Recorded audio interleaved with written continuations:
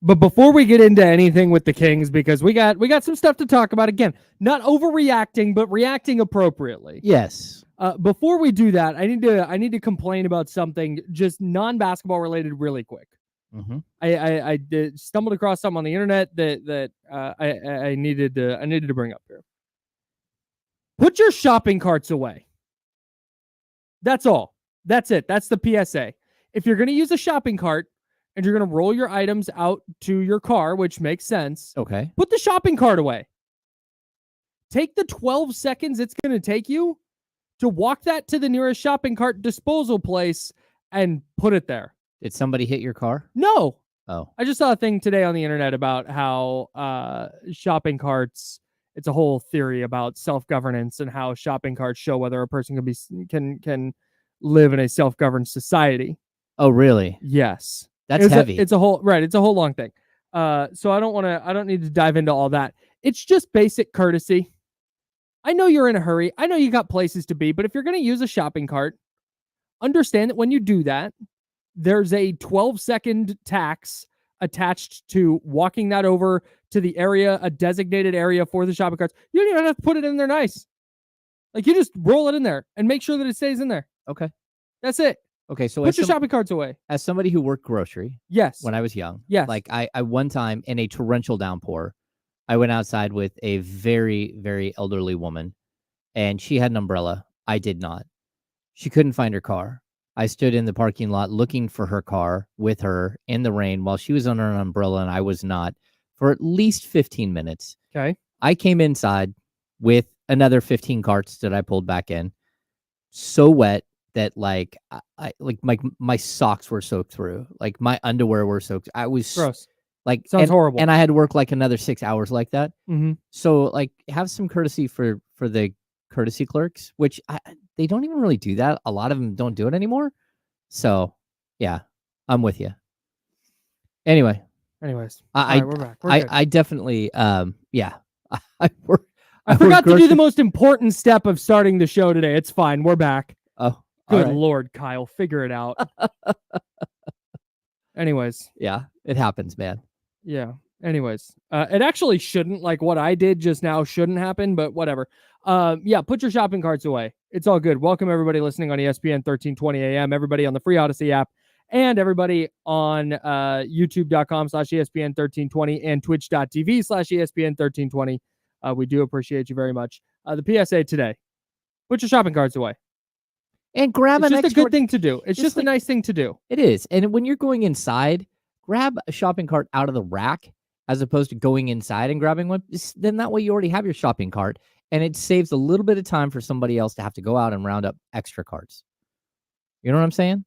No. You get out of your car, you're walking to the grocery store, you see carts all around you. Oh, yeah. Just grab one of those. Just grab one of those, fellas. Bring it on in. Yeah, maybe grab an extra. Yeah. You don't have to stack them up. Yeah, no doubt. That's the easiest way to do it. Yeah. Just be a good person. That's such an easy way to be a good person. You don't have to be nice to anybody. You don't have to smile at anybody. You don't have to interact with anybody. Nope. You just take your cart to your car, unload the things into the car, and then you take that cart, close your car, obviously, and then you walk that cart over to where it goes, and boom, and then you go back to your car. There it is. And you've done a good deed for the day. It's so easy. It's so easy. Build a little karma today, folks. Anyways, the Sacramento Kings, they lost their fourth preseason game last night to the Jazz, 117-114. And man, I'm stuck a little bit between preseason doesn't matter. I want to punt everything that happens in the preseason out of the picture and believe that it doesn't matter. Mm-hmm. But at the same time, if we're talking about the Kings as a 50-plus win playoff team, and as this team that's going to have the best offense in the league and the best offense ever and all this other stuff, I need to see more.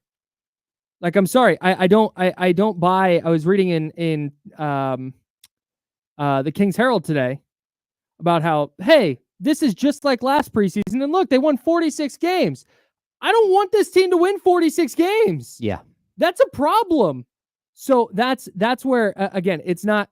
I understand that we could get to night one and the Kings could beat the Timberwolves by 30 and they could shoot 47% from three. And it's going to be like, oh, hey, there they are. But at the same time, what we have right now is a small sample of preseason games, and it just hasn't been great. Yeah, Kyle. So when I'm watching a game, I'm looking for things like compete level. Like I was concerned on Sunday. I thought Sunday's game That was weird. It was a game where I don't want to hear Malik Monk show up at practice the next day and tell people that he thought they were tired. Come on, man. Like you're a professional basketball player. Like if there's maybe Malik Monk was tired because Malik Monk had some personal things going on. Sure. And not only that, but Malik Monk wasn't allowed to, practice during the summer. So like building up to camp, maybe him as an isolated person is one thing to say, hey, look, and Mike Brown wanted none of that. He's like, these are elite athletes. What do you mean they're tired? Like that's not something that he would want to hear at all. Yeah. Like if you're tired, then we need to run more. How about that? That, that's what my football coach would do. I'm like, oh, you're tired. Okay, well, we're going to run more. So I think when I'm watching a game, what I'm looking for is improvement. Sure. And, if we go back to the last couple of games before this one, the Kings had like 30 plus points in transition 2 games in a row. Right. And it's like, okay, their transition game is great. Super fast. The problem is that they weren't scoring any other way. Yeah. So their offense was horrific. And the offensive numbers they weren't good as it was, but they were being buoyed by a whole bunch of really weird fast break transition buckets. Yeah. So if you're saying, oh, well, they had 24 assists, it's like, okay, but 24 assists, I guarantee you 16 of those came on the break. Like, that's not good. Yeah. So you look at last night's game, transition buckets are down, but assist numbers go up to 32. So that means that they're starting to get into the flow of their offense. They're starting to do things that actually will matter when we transition to the regular season. It's not just a bunch of get out and run. What we talked about it the other day, they were like 15 of 18 or 15 of 19 from in transition, and then like 20 of 65 or 65 on regular everyday shots. Like that's not sustainable. You're going to lose every game. Yeah. So we're starting to see them like look more like a unit. We're starting to see things like Domantas Sabonis take over or Keegan Murray, like get hot from the corner, whatever it is. We're starting to see some of these things. It's just we aren't seeing it all together blended in one game where it looks perfect and they win. I want to get to the shooting stuff here in a second. That's been the big topic of conversation over the last 12 or so hours. But the thing that jumped out to me, just to piggyback off what you were saying, is make or miss league, right? That's what everybody says about the NBA. The Kings got up 34 more shots than the Jazz last night. Yeah. First of all, look this up. A team hasn't lost a game where they had 34 more shots than their opponent since 2007. Okay. At least in the regular season. I don't know about preseason. I can't look those stats up, but that's one of the things that if you want to say, hey, this is just preseason, I'm not going to panic. I'm looking for the things they're improving on. If you're getting up 34 more shots than your opponent, you're going to win more games than you lose. Oh, Which is why, you look at last night, and we'll talk about the shooting for sure, but that's one of the things that I was encouraged by last night is it wasn't like against Portland, right? It was a what the hell is this game? It was this is not a competitive basketball team. What are they doing? Versus last night, it was, okay, they just didn't have some shots going. And that's going to happen sometimes. The fact that they had 34 more shots than the Jazz is a plus to me, even if a bunch of the shots didn't go in. No, I'm with you because look, the way that you get extra possessions, there's 2 basic ways to get extra possessions. Number 1, you force turnovers, and the Jazz turned the ball over 24 times last night. And of those 24 turnovers, 16 steals for the Sacramento Kings. You had 5 steals for DeMar DeRozan. You had 4 steals for Jordan McLaughlin off the bench. Like every starter had a steal. Almost every starter had 2 steals. So that's a good sign. The other thing you're looking for in order to get more possessions is exactly what Mike Brown has been talking about. They want 3 extra possessions a game just on offensive rebounds. They had 20 offensive rebounds last night. And that's crazy. And I know Sabonis had 11 of those. I mean, 11. He had 6 of them on one possession trying to put the ball in the basket. Yeah, I mean, it wasn't 6, but he had quite a few. Right. He had 2 or 3 possessions where Yeah. maybe he had 3 shots. But you're looking at like almost every single player who stepped on the floor had an offensive rebound. And that's what we're talking about with the crash zone Yep. and what they're looking for. So, look, some of the basic ideas that they're like instituting during camp, Mhm. it's happening. Yeah. It's just slower than you would like. Yeah. And if you're going to play your starters 35, 37 minutes, they should win that game. Yeah. Yeah, I mean, I think so. Yeah. The shooting specifically. Mhm. Mentioned they got 105 shots up last night. I don't even know what the pace is going to say about that. That's outrageous. That's Yeah. such a ridiculous number. That's wild. 45 of 105 from the field. 10 of 38 from 3. The Kings starters plus Malik Monk in the preseason are 21 of 84 from 3. That is 25%. It's not good. It's not going to get it done. No. So I have two questions about this because I don't think that group is going to shoot 25% in the regular season. But there are two things that jump out to me from this. One, De'Aaron Fox is 7 of 22, just 31.8. Going into last year, he was 32.1% from his career, or from 3 in his career. Mm-hmm. Last year, he went 36.9%. So he was 4.8% above his career average. There's definitely a part of me when you're projecting this out to the regular season, there's definitely a part of me that wonders if there's a regression coming there for Fox. Where if last season we're going to look at in 3 or 4 years is the outlier season, where he shot 37% from 3, and now it comes back down to 32, 33%. I'll tell you why that's a scary thing. And really, there's a very specific reason. It's one thing when you shoot in the 22-23 season, when you shoot 32.4% from 3 on 5 attempts per game. Sure. When you shoot 36.9%, but you also bumped your 3-point attempts from 5 to 7.8, there's potential for disaster there. So if he drops back to 32%, but he's still shooting 7.8 attempts per game, he now becomes one of the most inefficient players in the game. Yeah. And that's a problem. So you're hoping that isn't, that we're just seeing like rust during the preseason. And like, I got to be honest, like the flow, right? We keep hearing the flow offense, they're not running sets. You can see that they're not running sets now. You can see that teams are adjusting to the flow, and they're like, okay, when are you guys going to run sets? And the more sets you run, the more open looks at that Fox is going to get as an off-ball shooter, right? So he's going to catch and shoot as opposed to create off the dribble. Right now, I don't know what the splits are. I'm sure Will Z's out there somewhere.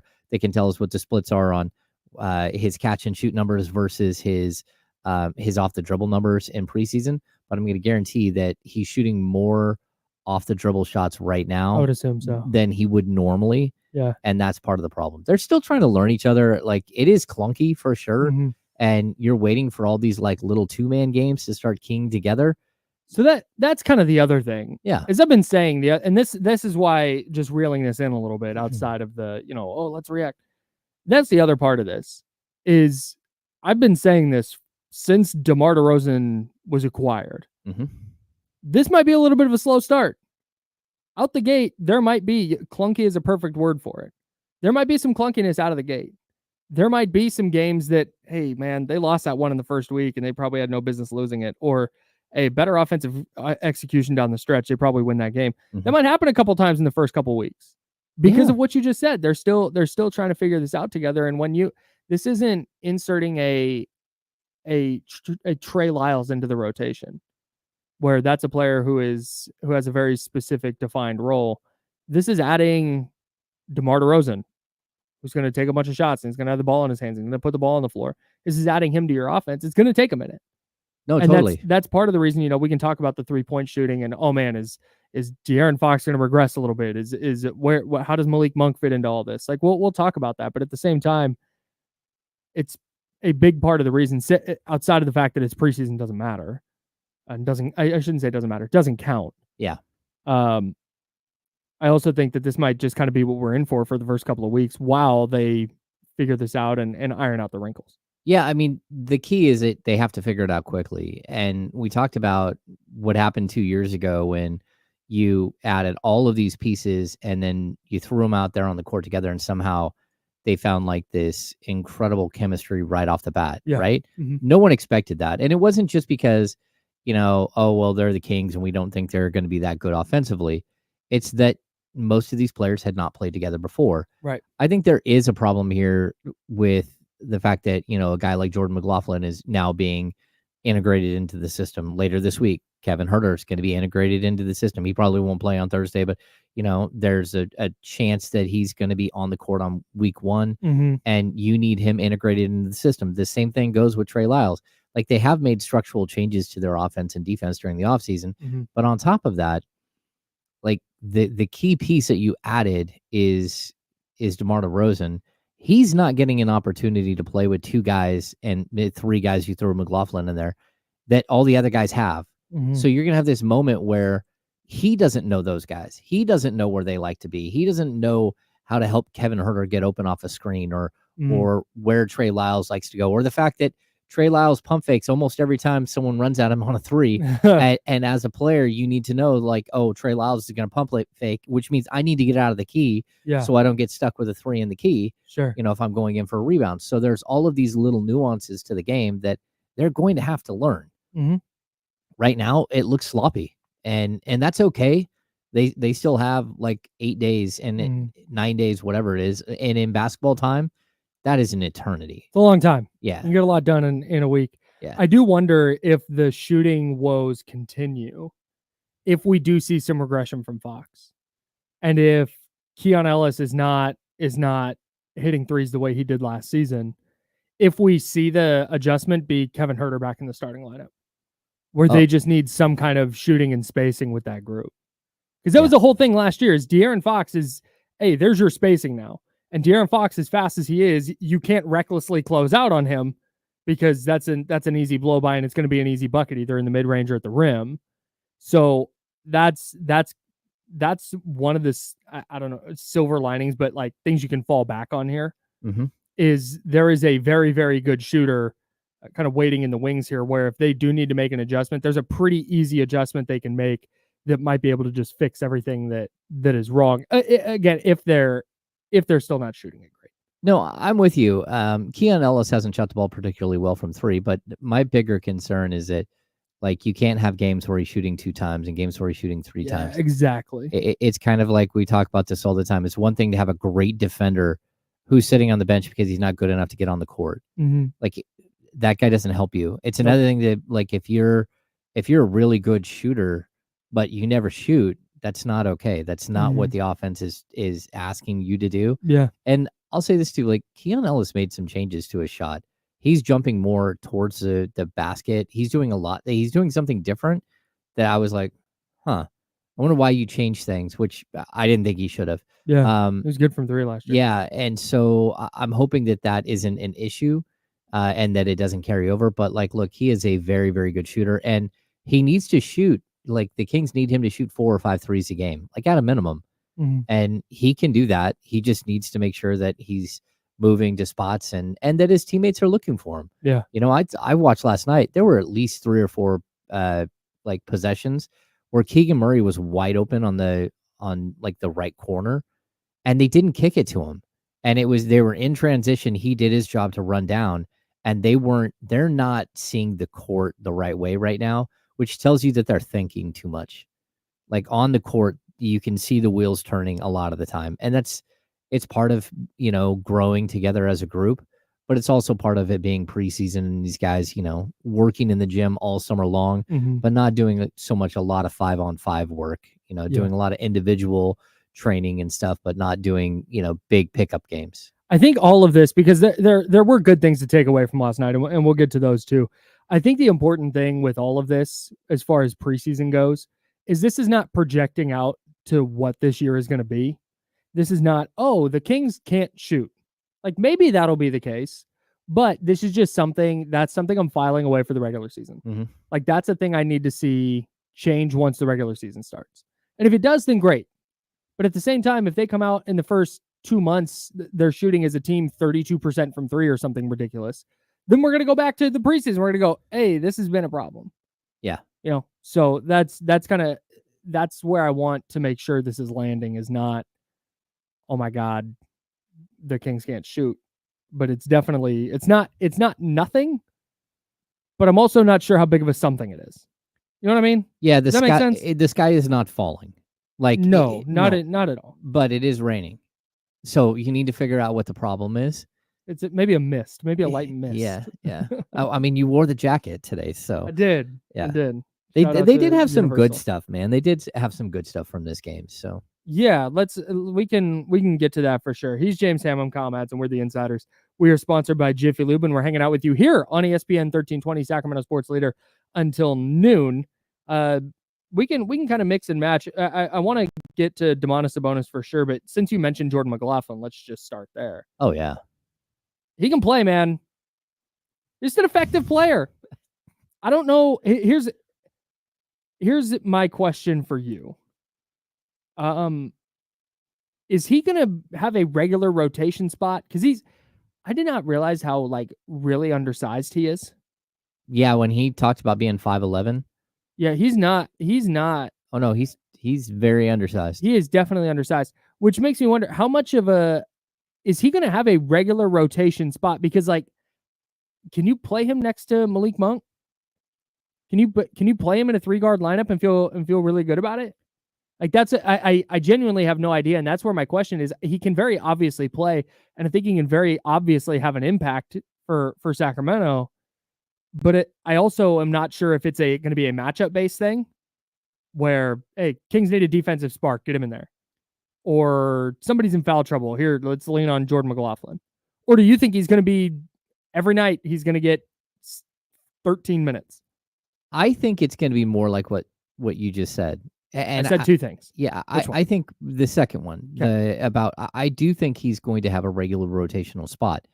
Like when I'm watching him play, I'm just like so impressed. He's just, you know what he is? He's a professional hooper.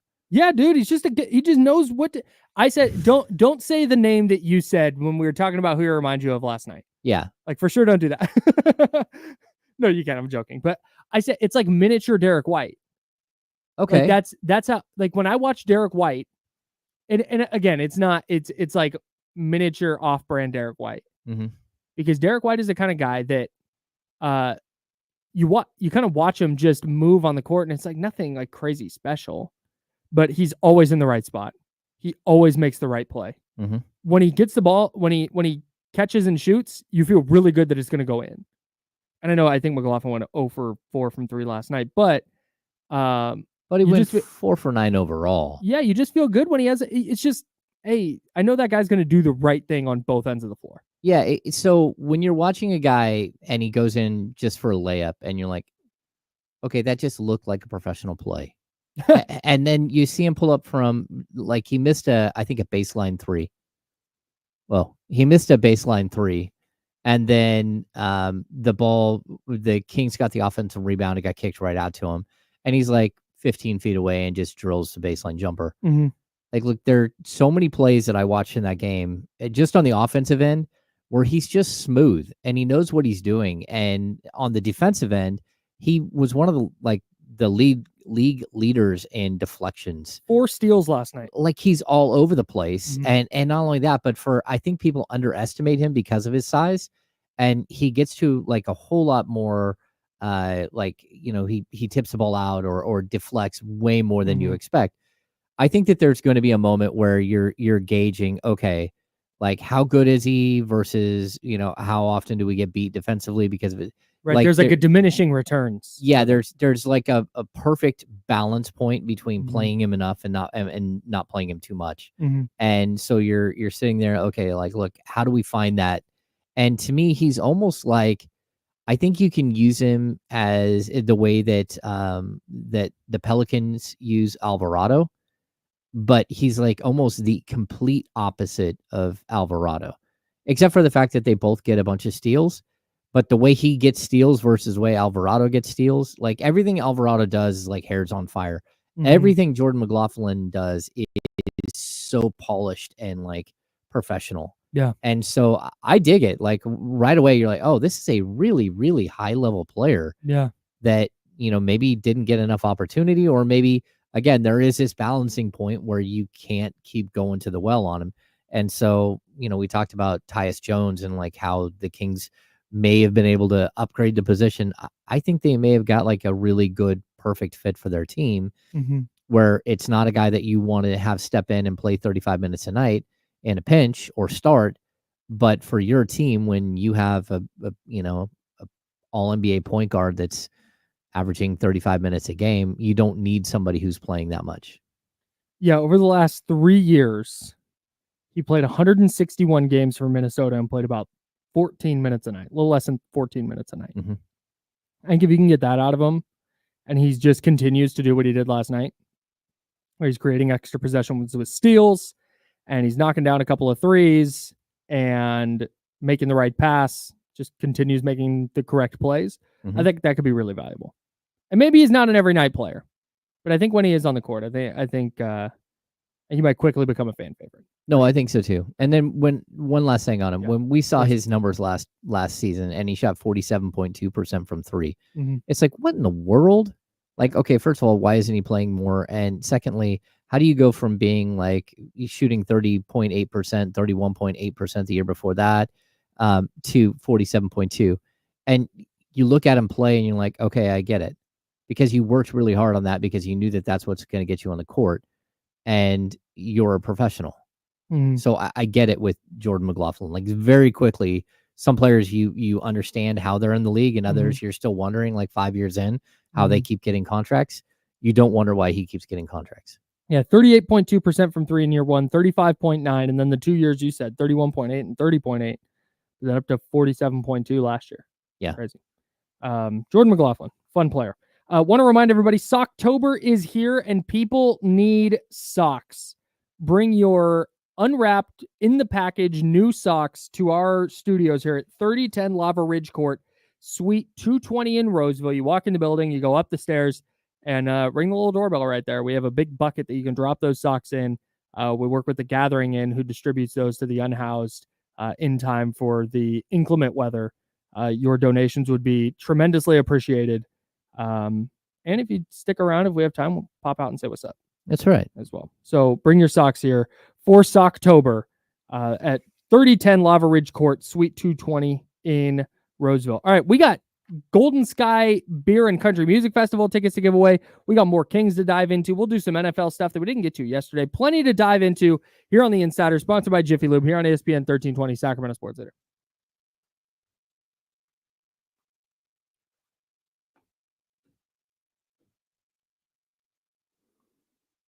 What's going on, everybody? Spencer, we haven't done this yet, but I intend to.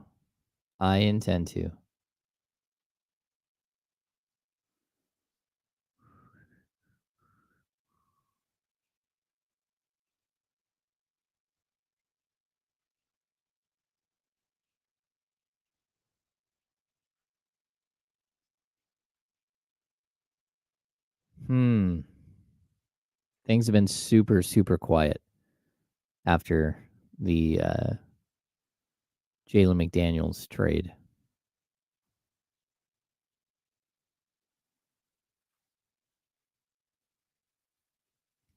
I need another coffee today. Yeah? I might need a refill. Just a little sluggish. Hey, bartender, Joe Boo needs a refill. John Poles, do I think Domas and Len actually play together? You know what? I think I saw it one time last season where they played together on the court at the same time. Against a team like Utah, maybe. Against a team like Memphis, maybe. Against a team like Houston, with Steven Adams and Alperen Şengün. You never know. Like, it would be a matchup issue, but I kind of dig it, like, here and there. I think the best part was Alex Len just pulled up and drained a three from the corner, and people forget that Alex Len at one point shot 37% from three. And it wasn't on a bunch of attempts per game, but it was enough that you could tell that he can shoot. If you want to see more of it, just have Alex Len hit a couple more threes, and I think we'll see a lot more of it. But Alex hadn't hit a 3 in 2 years. 36.3% on 2.6 attempts per game in the 2018-19 season with Atlanta. He can shoot it.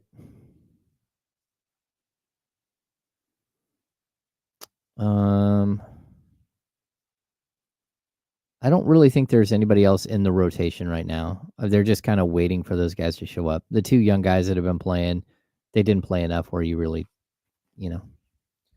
Wow, Devontae Adams going to play this week. A medical miracle. Yeah, you get that. Maybe his quarterback hooked him up with that special magical stuff.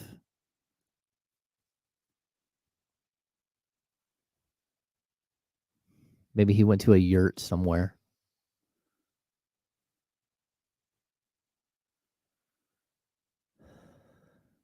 We should play this game. Name the top of the head. Albrecht. Our remote in our studio has died, so we can't turn the channel or get like the basic screen. I don't know. Off of Rodgers. YouTube TV.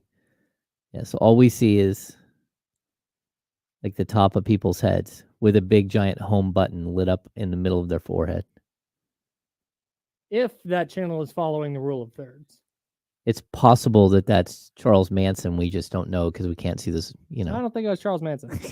I feel really confident that that's who it's not. Yeah. That's Kyle Brandt for sure, because you can see his eyebrows trying to be a 23-year-old. Tough world.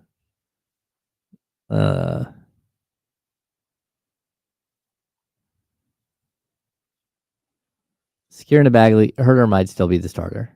I don't know. They're going to see how that shooting goes first. Yeah, I'm really hoping that the functionality of Keon Ellis starts to figure itself out, because he's a very functional player. Dude, imagine being Keon Ellis, where you were a G League guy this time, like a fringe G League guy this time last year. Yeah. Mostly an afterthought. And all of a sudden you're starting with 2-3 guys who have been all NBA players, and Keegan Murray, who has been the up and coming dude since you came in. Mm-hmm. And they're like, yeah, hey, when you get it, shoot it. Yeah. Or Keegan was the number 4 pick in the draft that Keon Ellis did not get drafted in. Right. Yeah. And he's supposed to just be like, yeah, hey, catch and shoot, Keon. That's funny. I get it.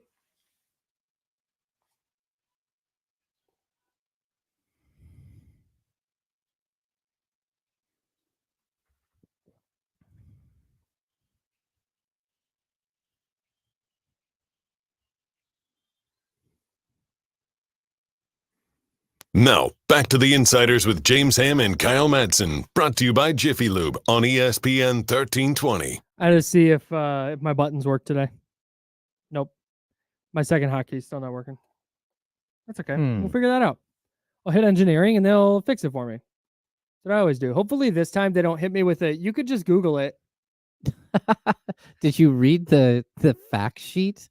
Yeah, literally, we have the last time I needed to fix something, I hit our engineer and I go, hey, can you help me with this? And he's like, this is on our internal document. Read this. Oh, you bet. My bad, dog. We'll be giving away Golden Sky Beer and Country Music Festival tickets here in a bit. Actually, we'll be telling you how to win those tickets. We're not actually going to give them to you. I'd also want to remind everybody tonight, Game 3 of the National League Championship Series between the Los Angeles Dodgers and New York Mets is tonight, and coverage begins right here on ESPN 1320 at 4:30 p.m. I think it's a 5:08 p.m. It is. Pacific first pitch. So Yeah. it's an 8:08 p.m. Eastern time first pitch. That's wild. Yuck, dude. On a Wednesday? On a Wednesday. People's got to work. We got job. Like, I have no idea. I have no doubt that Mets fans are gonna be nuts, and Citi Field's gonna be crazy tonight. But what I don't understand Major League Baseball scheduling. I don't understand it one bit. Why is that not a 4:08 Pacific time start? 7:08 Eastern. Is it to accommodate the Dodger fan? It must be. But hosing Mets fan? Of course. I don't know. Doesn't make a lot of sense to me. It's very odd because we're so used to the bias going the other way. Yeah, no, I'm sure there's reasons for it, and the people who make those decisions are experienced and paid to make those decisions. Okay. But I would love to know the thought process. Yeah. I would love to sit down and chat with a TV exec who sets those start times. I think they have to be pretty frustrated if there's a bunch of 7:05 Dodger starts that's at 10 o'clock. But that's the thing is Dodger games have been starting in the afternoon. They've been like 1:08. Just 4:08 over there. Yeah, that's... And then you got the Yankee game in prime time. Like, I get why they want the Yankees in prime time. But I don't know. Just seems like they should be able to Not my stagger job. the games by like an hour and a half and have them going on partially at the same time on two different channels. I mean, am I wrong? That's. I mean, it seems like we have the technology where you. But by the time the championship series is started, you probably don't want to be doing that. Okay. Yeah, Well, they're not gonna... Can you imagine if the NBA conference finals just staggered the games? Yeah, that would be insane. No, well, but the NBA, what they do is they play every other day. That's not what. So you can have. You can have. Well, in the NBA, they'll play on the Celtics will play on a Monday, Wednesday, and a Friday, and then the other game is on the Tuesday, the Thursday, the Saturday. Yeah. So then that way you have the games on different days. Well, in baseball, they're playing every day, right? Except for travel days. So when you have both teams playing on the same, all four teams playing on the same day, then you have a problem. That's what they don't have that problem in the NBA because they're not playing on the same day. Right. But that's what I'm saying is if the NBA did that, where the two conference finals took place on the same day and they staggered them, we would be like, what the hell are you doing? Yeah. You want all eyes on every single minute of the first game, and then all eyes on every single minute of the second game. Yeah, no, I'm with you, but you have to remember the length of game is different, baseball and basketball. I don't know, Kyle. I don't know what the answer is. I just know that poor people in New York have to have a game start at 8:08. I think they're gonna show out. 4:30 p.m. coverage begins Game 3 of Dodgers Mets right here on ESPN 1320. Let's get to some good stuff from the Kings game last night. We can push the NFL stuff. We also have the ESPN NBA rank, the top 100 players from this season. That list has started trickling out. I think we have the numbers 100 through 11. So we'll dig into that as well. But man, I'll tell you what. Whatever version of Domantas Sabonis showed up last night, I'm not asking for that every game because I think that's probably unrealistic. But that Domantas Sabonis we saw last night, and frankly that we've kind of seen throughout this preseason, a little more aggressive getting to the basket. Definitely looking for his shot more often, especially on the perimeter. That's it. Like, that's when I get on the radio and go, I would love a little bit more from Domas. It's not a couple more assists or a couple more rebounds or a little more effort. That's never the issue. It's just like, dog, go get your own shot sometimes. Yeah. And man, there were he made a 3 last night, bounced it home with the good shooter's touch.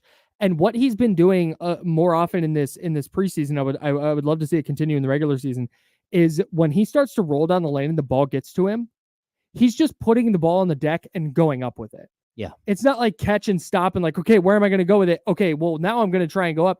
And meanwhile, the defense has collapsed. The decision-making on, hey, I'm just getting this and going to the rack has been so much quicker. And there's been the play that you pointed out from, was it their preseason opener where they ran the 2 rub screens and he just dribbled around it and hammered one down? Yeah. That's the kind of stuff, like, that's, if if that continues into the regular season, now I think you see Domas take this leap into the stratosphere that he should probably already be. Where, hey, now he's averaging 22, 14, and 9. Yeah. And I know that sounds ridiculous. I know, this is not me. This is just how this stuff is viewed nationally. Yeah. 22, 14, and 9 versus 19, 14, and 9. The difference between 19 and 22 might as well be the difference between 22 and 50. Yeah. And I really, if he continues doing what he's done in this preseason, I think he gets there. He's been really, really good. What I like that I've seen from him so far is what you're talking about. Like in his post move, there's no hesitation. Yes. When he's getting the ball, there's no hesitation. When he's getting the 3 ball, there's no hesitation. When he's pulling up for a mid-range jumper, there's no hesitation. So I'm gonna like really the work that Doug Christie, Leandro Barbosa have done with him. It's clear that that's one of the things that they focused on with him. It's like, hey man, we need you to stop like waiting around. We need you to stop having these like moments of indecision, and we need you to go. So they're clearly working on this with him because everything seems automatic and it's sped up, but in a good way, not in a bad way. And Walker Kessler is an incredible shot blocker. Good defender. He just tooled that guy. Yep. It's just like, hey man, you're not even here. Yep. And like for him to like embarrass a big shot blocker like that was crazy. Now, like, look, he wasn't perfect. The John Collins, his defense on John Collins was not good. And John Collins, like, strangely looked like he got way heavy, but was way more explosive than he has been the last couple of years. Like, John Collins looked phenomenal. But at the same time, like, he's got his own problems. I thought Sabonis's defense on him was not great, and he kind of struggled with dealing with a smaller player, which is why they tried the Alex Len thing. They put Alex Len in with him for at least a couple of minutes to see how it went, and that was also at a point where Sabonis, I think, had 4 fouls. So we all thought Sabonis was coming out of the game, and they didn't do that. They put Alex Len in for DeMar DeRozan. Yeah, and they went big. Give it a whirl. Yeah, see how it goes. Intriguing. Yeah, if Domas is going to shoot threes a little more regularly, I think he can try that more often. But offensively, man, and it wouldn't shock me. This is his age 28 season. If something just kind of clicked for him this offseason, that wouldn't be that crazy. And again, this is not asking him to be what he'd go at 13 field goals a game last year. Yep, 13, exactly 13, up from 12 the year before. Can he get that to 15? Can I get 2 more shots a game? Well, and I think if you get all those offensive rebounds. Yeah, right. Well, yeah, exactly. Well, and that's part of I think he had 21 field goal attempts last night. It was probably closer to like 17. Yeah, he went full Moses Malone. Actual field goal attempts. But yeah, man, I've loved the aggressiveness. I've really enjoyed. He's the offensive hub, right? But that's when you're standing at the top of the key. And the play is happening around you. It's like, man, when you start rolling and you're getting to the basket, and if it's Joel Embiid or Jokic and dropping your shoulder into him doesn't create the space you need it to, okay, that's one thing. But man, if Walker Kessler is just gonna go 6 feet backwards every time you drop your shoulder into his chest, just do that. Yep, every time. I really, really enjoyed watching Domas play last night. That was what I would like to see on a little bit more regular basis. No, I agree. And it doesn't have to be 29 a game. Nope. But man, that guy is a walking bucket. If he wants it, it's just. I also saw a little crossover, a little shimmy shake last night. I was like, okay, get his bag. It's just he's confident. That's what he is. Yeah. And that's a good thing. Yeah, I agree. Just kind of picking through the Kings lineup here. You make anything of Malik Monk going 2 of 12 and 1 of 7 from 3 and not really looking like himself? Like, look, something's going on off the court. I talked to him the other day in the locker room, and like not everybody feels this way. Like some people, like, hey, what's going on with Malik? I just said, hey, I'm not going to ask you what's going on, but I hope everything's good. He's like, thanks, man. He's like, yeah, I appreciate it, and yeah, so we didn't get into it, but that's always been my policy. If a player wants to say, hey, this is what's going on, or if the team wants to say, hey, we need you to have somebody's back here. They've got something going on. We don't want to make it public, but here's what's happening. And can you at least, if people are asking why isn't he here or something like that, you can at least say, hey, it's good reason. Sure. That's always been something that I appreciate, and I think the players appreciate. But at this point, like, you can clearly tell he's just not 100% who he is. Mm-hmm. And so, he's a vibes guy. Yeah. And when his vibes aren't high, number one, the Kings struggle. But number two, I think he struggles a little bit when he can't rely on his vibes. Mm-hmm. And so that's part of what I think we're seeing right now. Do you think it's all that? I mean, it can be I'm going to say it's a mixture of that and the fact that he didn't get to play all summer, and all of a sudden he's going to have like the ebbs and flows of the body, like feeling great one day and then not feeling great another. And that's just kind of what we've seen over the last couple of years too. Like, he's going to go through a stretch where, hey, he doesn't hit a ton of shots, and then he's going to go through a stretch where he averages 22 a game. Mm-hmm. It's just that might just be it. But I also think that there's definitely, it feels like there's going to be a little bit of an adjustment for him when he's on the floor with DeMar DeRozan. Like, he might have the biggest adjustment. It's possible, but I just keep pointing this out, Kyle. The one player that they did not help out this offseason is Malik.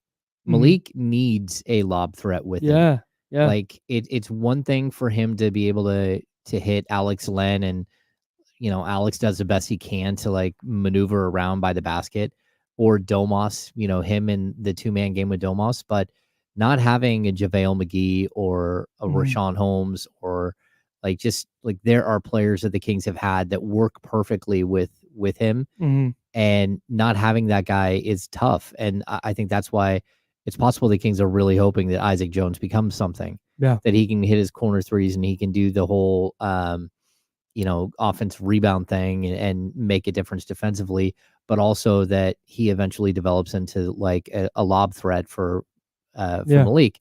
I don't know that I buy it, because every time I watch him go in and do his crafty, like, back to the basket stuff, Isaac Jones, I think he's very skilled, but it's not above the rim. Right. And so it doesn't matter how tall and how long his arms are. If he's not an above the rim player, I always like relay this. Everyone's who's played basketball, you can go out on a court and play basketball against somebody who just blocks way more shots than you ever think that he should or could. And he's not a big guy. He just has timing and just has like something about what he does. It allows him to block shots. And either you're a shot blocker or you're not. Either you're a dunker, an above the rim dunker, or you're not. And you can progress somebody to make them better and more aggressive going to the basket, which is what we've seen with Keegan Murray a little bit. Yeah. But Isaac Jones isn't there yet. He's, day one of what could be a 10-year journey. He and Mason Jones played 3 minutes last night. Yeah. And that was it as far as the bench guys go. Was that a signal that was that just, hey, extended minutes because we're trying to get starters that are wind and we're working on stuff, so just the other guys aren't going to play? Or was that a signal that what we thought, where couple of young guys are going to be in the rotation, maybe aren't going to be in the rotation once Kevin Huerter and Trey Lyles are back? Yeah, well, I mean, I think that's how it seems to me. That's pretty for sure, right? Once Kevin, there's just only so many minutes that you have, right? And I think for Mike, he's got to get his team ready and going full speed and playing 35, 38 minutes a game to get them working together and try to break through this ceiling that they've hit. But on top of that, you need Jordan McLaughlin to play a whole bunch of minutes to make sure he's ready. And so for him to get almost 21 minutes, that's because they're trying to ramp him up. He missed a bunch of time with an ankle injury, and you're hoping that he gets like more acclimated to the system. And, 2 games in, you're like, okay, we know what we have. That's the one good thing. You can kind of check some of these things off the list. I think, like, again, the Kevin Huerter thing, Kevin Huerter's going to take a while to feel comfortable again. Sure. That's what it seems like. I mean, if a guy just got hit for the first time, like on Saturday, and like took contact. Yeah. I mean, that means he could take a while, or he could just go, hey, I'm back. I'm Kevin. Yep. This is who I am. I feel comfortable. But there's also a possibility that it's going to take a little while for him to get used to what all of this means for him now with his shoulder issue. Yeah, that wouldn't shock me at all. That's James Ham. I'm Kyle Madsen. Jiffy Lube sponsors the program. We are the Insiders. We're hanging out with you until noon here on ESPN 1320 and Sacramento's sports leader. Thanks everybody listening on ESPN 1320 AM. We appreciate you. Everybody in the chatty house and watching on youtube.com/ESPN 1320 and twitch.tv/ESPN ESPN 1320. We appreciate you all immensely. If you want to join the program, 916-909-1320, 916-909-1320. That's the Elk Grove Kia Talk line. How are you feeling about the Kings through 4 preseason games? Are you underreacting, overreacting, just regular reacting? Regular reacting. Just normal That's where reacting. I'm at. We're just reacting. Hey, real quick. I went back and rewatched a little of the Lakers-Warriors game last night. Mhm. I'm out on the Lakers. No, I know that I saw this video on ESPN that was Stephen A. Smith and Shannon Sharp debating whether the Knicks or Lakers would have a better season, which feels wild to me. But again, we know kind of how that goes. They're one team is a top 3 appealing team to- in the East. The other one is a bottom The other 5 team's like team in the West. fighting for a play-in spot. Yeah. And Yeah. dude, I get, okay, LeBron James is incredible. Like, no doubt, all-timer, GOAT, if you want to call him that. Yep. That's fine. Anthony Davis, really, really effective player. Hall of Famer. All-star, Hall of Famer, one of the 3 or 4 best defenders in the sport, no doubt. But dude, the amount of open looks the Warriors were getting last night, Steph went 3 of 11 from 3. It could have been 8 for 11 with some of the open shots he missed. And of all the guys like that are able to just get open and get free against your defense, it's him. They just never. I'm trying to I can't determine whether the prognostication about the Lakers is just based on the I don't want to say media bias, but just the desire for clicks and engagement, or if it's genuine belief that whatever the hell this team is going to be this awesome top 6 seed and championship contender. Again, not overreacting to preseason, but based on what we saw last night, and what we saw last night is probably going to be a pretty close facsimile to what we saw in the last regular season, because they didn't do a lot to change what they were doing. It didn't do a ton to their roster. I know they got a new coach in there, and maybe JJ Redick's the best coach in the league and all that, but man, I'm not caveating. Well, if they get 76 games out of Anthony Davis again, and if LeBron, is like LeBron, I don't think he's going to age. Pencil him in for 24, 7-7 or whatever, but I don't buy it anymore, man. No, I'm with you 100%. Like, they didn't change the roster at all. And if anything, they lost players. They lost Taurean Prince. They lost a couple of players who seemed valuable. And during preseason, the talk is Jackson Hayes. It's like, I know. Man, if Jackson Hayes is the talk of your camp, you've got a problem. Yeah, dude, if Jackson Hayes figures it out this year, salute. I will be the first one to tell you I was wrong. Hey, and I will say this: if Malik Monk had Jackson Hayes, I'd be a lot more excited about Malik Monk. I mean, that dude can flat out dunk on the alley-oop. That's the type of guy that I'm talking about here. Yeah. But like, let's be real here. Like, that team did not. You're banking on massive improvement from Rui Hachimura or Austin Reeves or Max Christie, who they gave $8 million a year for some reason. Like, everyone in the league, like, okay, what just happened? They went full Taylor Horton Tucker. That's him. Yeah, THT. Yep. They went full, like, Wouldn't all trade him in for Anthony Davis on a contract that you're like, what are we doing here? Yeah, so like, really, really weird to have them be like still mentioned as one of the potential teams in the Western Conference. Like, look, they'll compete for a playoff spot, but that's not a championship caliber roster at all. Yeah, and that's just it. Security Bagley said they won more games than Kings last year. Yeah, no doubt. And Gabe Vincent is back, and Jared Vanderbilt for a full year. Okay. They're waiting for Christian Wood to come back so they actually have a starting center. Yeah, man. Could they be a play-in team? Like, yeah, for like, no doubt. Yeah. But I didn't see anything last night that, and again, preseason. So maybe they turn on a switch in the regular season, everything's different, and I'll stand here in January and go, wow, super wrong about the Lakers. Salute.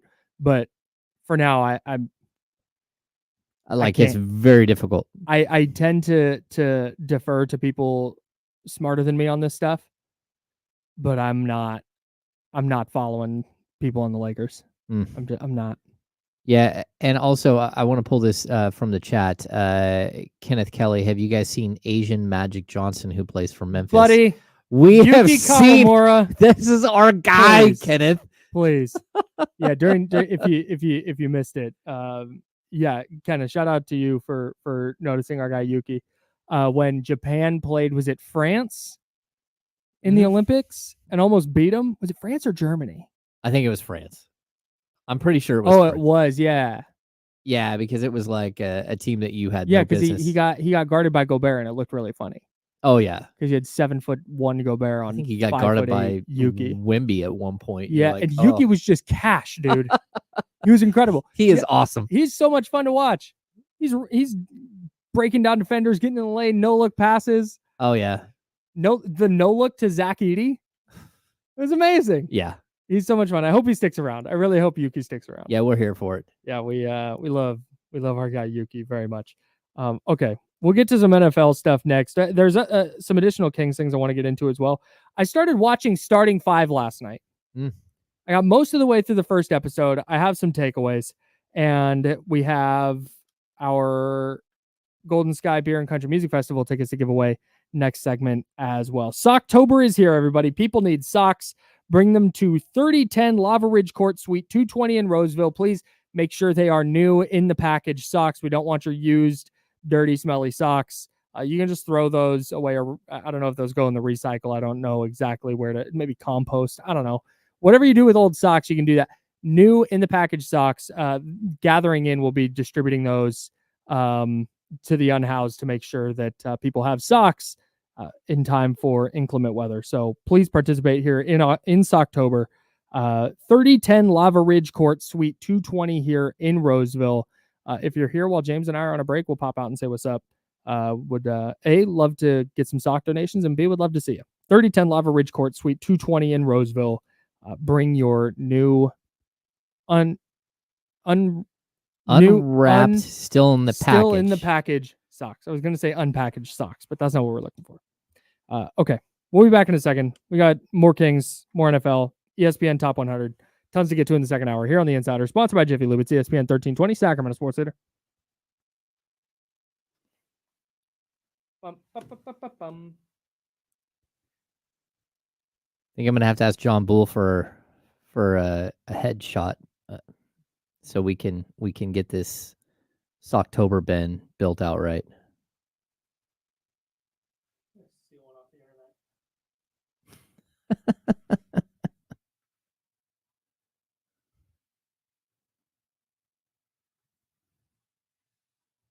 Oh my goodness.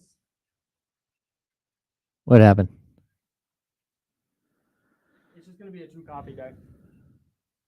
Yeah? Yeah. Ooh, the Pelicans cut 4 players today. Oh, man, Elfrid Payton. Keon Brooks. Trey Mitchell, spelled Trahae. And Josh Oduro. Oduro. I don't know who that is. But come on, Trey. That's just a crazy way to spell Trey. How much time do we have, Kyle?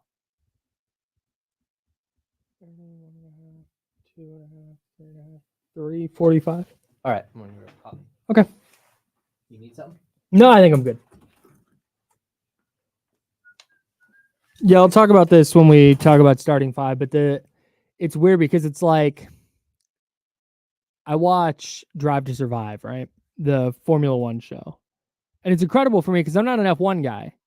So everything is brand new to me.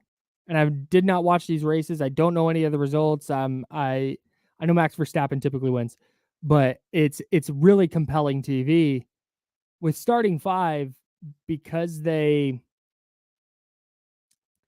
haven't gotten as into it as I did, because like Drive to Survive off the rip, like 30 seconds into the first episode, I was like, I need to see every episode of this. But if Domas wasn't in it, I wouldn't watch based on the little bit I've seen. It's just kind of like, because I think they do a pretty good job of walking the line for like non-NBA fan and also providing content that NBA fan is going to be there for. But like all the explanations of like, this is LeBron James' career, like because they've got to set the table for people who don't know the league. And it's just, it moves very slowly. Also, Jason Tatum is a super bore. Like he's not, it's not a knock on the guy. He's just not a like really gregarious guy. Every time he was on the screen, it was like, good God, man. He's just very much like basketball, and deuce.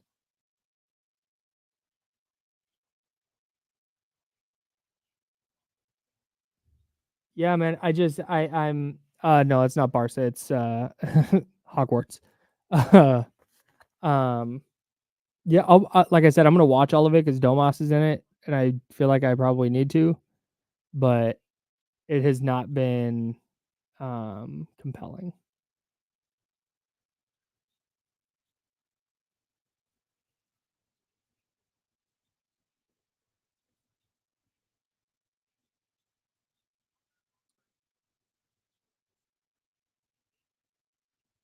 Yeah, Jimmy Butler's fun.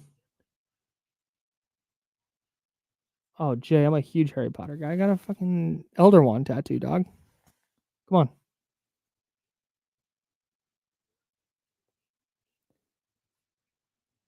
Yeah, I'm excited to see the Anthony Edwards stuff. I'm excited to see the Domas stuff. But like LeBron, I'm just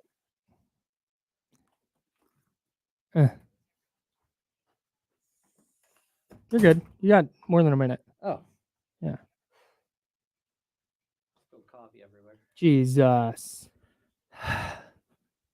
Zabo, bro, if you want to box, we can box. You and John Poles. Not John Poles. Definitely not John Poles. John Poles will whip my ass. John Bull.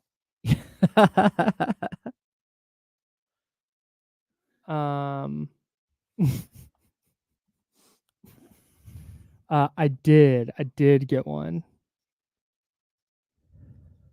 I didn't go with a character one though. I went with the one that like I thought most matched me. I'm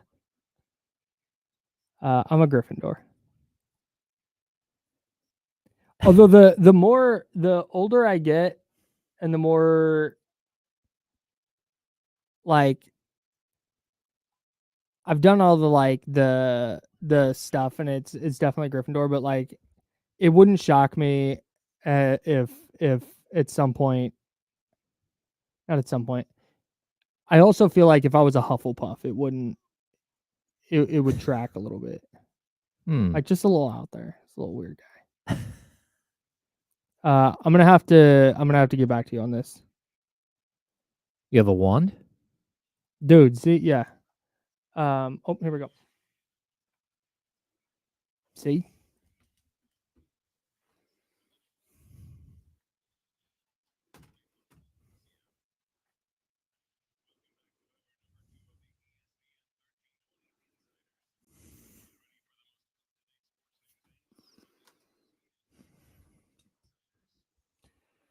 Hour number 2. That's James Ham. I'm Kyle Madsen. We're hanging out with you until noon. Then we'll hand it off to D'Lo and Casey. We are sponsored by Jiffy Lube. Let's give away some tickets right now. Okay. We're going to do that right now. We're giving away tickets to the Golden Sky Beer and Country Music Festival. And you don't have to go to Nashville because Nashville is coming to you. Sunday afternoon, Shabuzi is going to be at the Golden Sky Beer and Country Music Festival. El King is going to be out there on Friday. Keith Urban's going to headline that thing on Friday. And then the headliner on Sunday is Luke Bryan from American Idol. Plus, there's going to be beer. And from my understanding, it's a lot of beer. Beer, glorious beer. Cannot wait. So what you got to do to win tickets to this, and it's a 3-day pass. Friday, Saturday, Sunday. Gates open at 11 o'clock on Friday. So you can win a 3-day pass. Here's all you have to do. Download the free Odyssey app on your phone. Bang. Easy work. Mm-hmm. You're going to search ESPN 1320. While you're there, favorite it. And next to the Listen Live button there on the ESPN 1320 page, you're going to see a little microphone. You hit that microphone and just say your name, your phone number, your email address, and that you want tickets. Just say, hey, I want these Golden Sky Beer and Country Music Festival tickets. It doesn't have to be elaborate. Name, phone number, email address, say you want the tickets, and you will be entered to win. Message number 27 will win 3-day passes to the Golden Sky Beer and Country Music Festival. If you need to review the instructions, go to ESPN1320.com. Good luck, everybody. You can enter more than once, too. So if you just want to if you want to enter 27 messages and hope that you're number 27. Oh, that would be a bold move. Yeah. Kind of respect it, though. Okay. Yeah. Golden Sky Beer and Country Music Festival. I'll be out there Friday. Oh, nice. It has been determined. All right. I'll be hanging out there Friday. So if you're going to be there, come say what's up, because I'll be walking the grounds. All right. Doing some social media stuff. Going to take some photos, take some video. It's going to be great. I'm really excited for the Golden Sky Beer and Country Music Festival. Enter to win your tickets at ESPN1320.com right now if you need to review the instructions. Hell yeah. Hell yeah. Let's talk some NFL. We've done a ton of Kings and a ton of NBA, and we will get back to those things for sure, because there were a couple things from the Kings game last night that I still wanted to get to in the ESPN NBA rank. That's their top 100 NBA players for the 2024-2025 season is out, and we're going to do some outrage stuff. Cool. If you had to pick a Super Bowl favorite right now, who would you pick in the NFL? Chiefs, I think. You kind of have to, right? But I don't love that decision. Right. That's I was trying to go through this exercise last night, and I was trying to go through it to have like a firm answer here. And you immediately go to the top of each conference right now, right? And you go, Kansas City's 5-0. Mm-hmm. And the reason you probably pick Kansas City is because they've won the last two. They have a very good defense. They have Patrick Mahomes. You believe that Andy Reid, Patrick Mahomes, Steve Spagnuolo are going to figure out a way to win a title. But then you go to the other conference, you go, Minnesota also 5-0. But do you buy Minnesota right now as a Super Bowl team, a Super Bowl winner? No, because they're never there. So, like, I think that they can be a really good regular season team, and they're sort of that surprise team that might be able to get deep into the playoffs this year, like coming out of nowhere. But I still don't buy them as like a Super Bowl true contender yet. Yeah, like they're I think any team that starts 5-0 and has been as good, particularly defensively, as Minnesota, you have to consider them a contender. They are a plus 63 in net scoring. Mm-hmm. Just for comparison, the 5-0 Chiefs are a plus 33.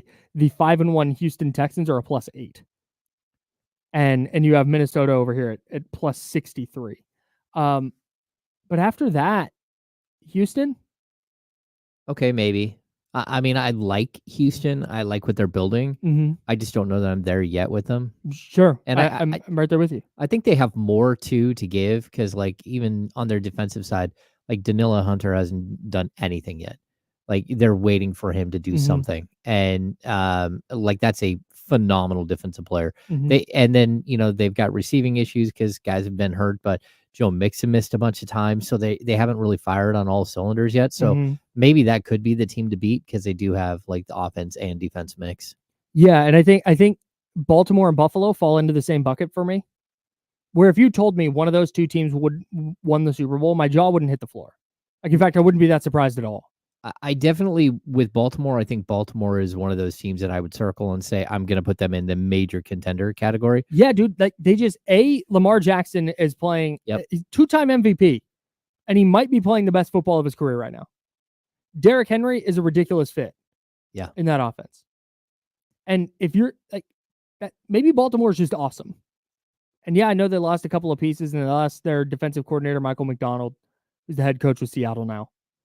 But maybe Lamar Jackson leveled up, and Derrick Henry's fit in their offense is just enough to put them over. And then I think Buffalo is the same deal. I think Sean McDermott's probably a pretty good coach. And some of the stuff Josh Allen does, like if you just told me Josh Allen took over for a playoff run, it wouldn't shock me. Not one bit. No, it's just tough for me because I don't think he has the horses. Like he does not have the receiving core to do it. And he hasn't proven that he can create a receiving core yet. And it's the same like concern I had with Patrick Mahomes last year, and Mahomes proved that he could do it. But then, of course, this year I have the same concerns with Mahomes. Actually, I got a ton of concerns with Kansas City because Mahomes hasn't played well for like going on like 12 weeks. Like if you take out the playoffs and even the playoffs, I don't think, I mean, he had moments where he led the team back, and you always have to worry he's going to beat you in the final seconds of a game. Yes. But the guy has 6 touchdown passes and 6 interceptions. Like, he hasn't looked good. His interceptions have been bad. Like, they've hurt his team, and somehow they keep winning because their defense has just been phenomenal. But he has not been a good player. And, like we talked about Josh Allen, what's he got, 9 touchdowns and 10 touchdowns and not a single interception. Yeah. Right. So, like, he's figured out how to be really, really productive and not hurt his team. And for the most part, Mahomes hasn't been good. Like, he's missed so many. And they're still 5-0. And they're 5-0, and he's still crazy, hitting 70% of his passes. I know. And you're like, but you watch him, and you're like, this is not. Yeah, he is not scary. Like, fantasy football wise, I don't think he's a top 20 quarterback in fantasy football this year, which is like shocking how bad he's been. Yeah. Just the number stuff. And you can say, well, Pacheco got hurt and they've got wide receiver problems and stuff like that. But like, they always have wide receiver problems, and their running back situation is always in flux. And so I don't know. I'm waiting for the moment where the light bulb goes on with that team. And in the meantime, again, they just keep moving along at 5-0. It's cruising. Yep. Just figuring out ways to win. I think the 3, Detroit is there in the NFC for me, as far as team that could win the Super Bowl. So in the AFC, it's 4 teams for me. Okay. I think it's Kansas City, Houston, Baltimore, Buffalo. There's 4 teams that could win the title. Okay. I think I'm there with Houston. In the NFC, I've got Minnesota, Detroit.